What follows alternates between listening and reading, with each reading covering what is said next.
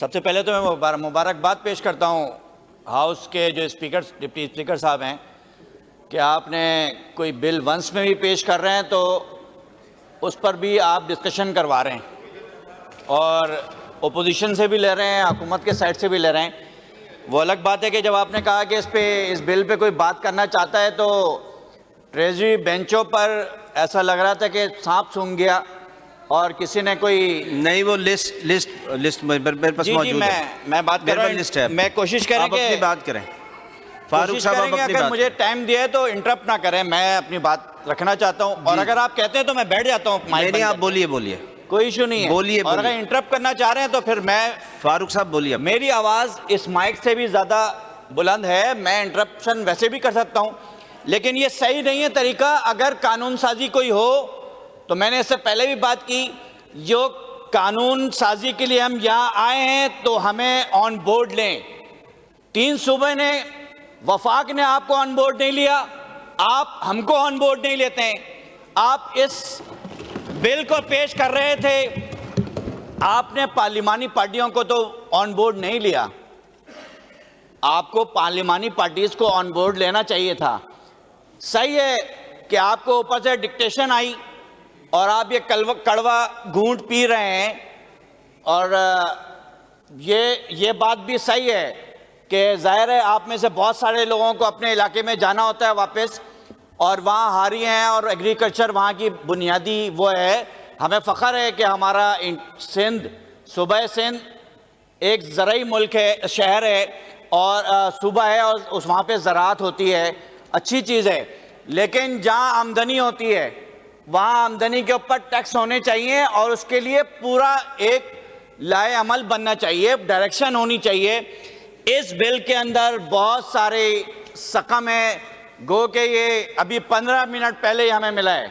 اس کی کم سے کم کچھ نہیں کرتے تو ایجنڈے کی کاپیاں جب ہمیں واٹس اپ کرتے ہیں تو اس کی کاپی ہی واٹس اپ کر دیتے.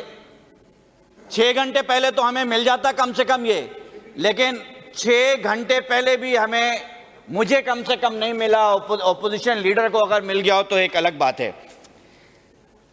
ٹیکس دینے کے لیے ضروری ہے کہ اس کی جو پراپرٹی ہے وہ ڈکلیئر ہو.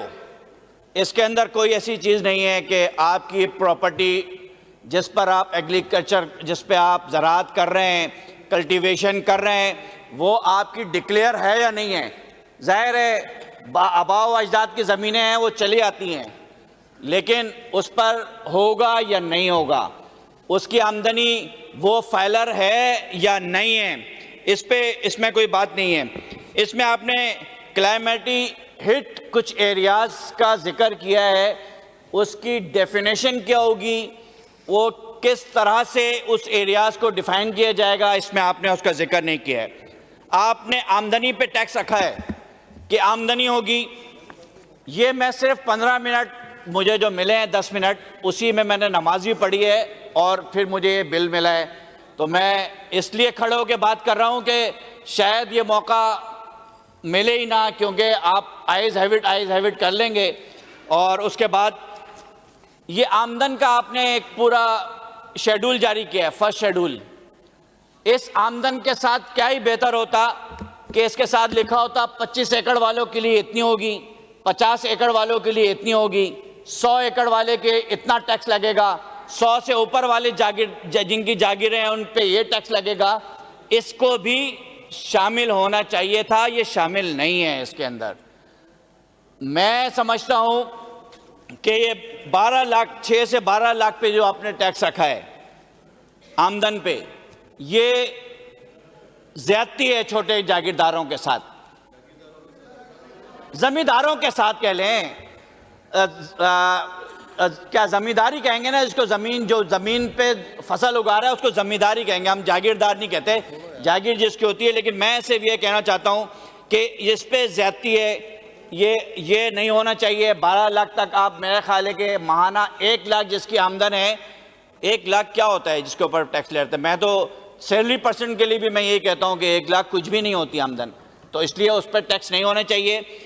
جبکہ آپ زمین کے کلاس کریں, ظاہر ہے آپ IMF کی وجہ سے کڑوا گھونٹ پی رہے ہیں, لیکن اربن ایریاز کے لوگ خوش ہیں کیونکہ ہم 250 ارب روپے سیلریڈ پرسن ابھی 6 مہینے کے اندر ٹیکس دے چکے ہیں، جبکہ اس کے علاوہ ٹیکس بہت کم ہے.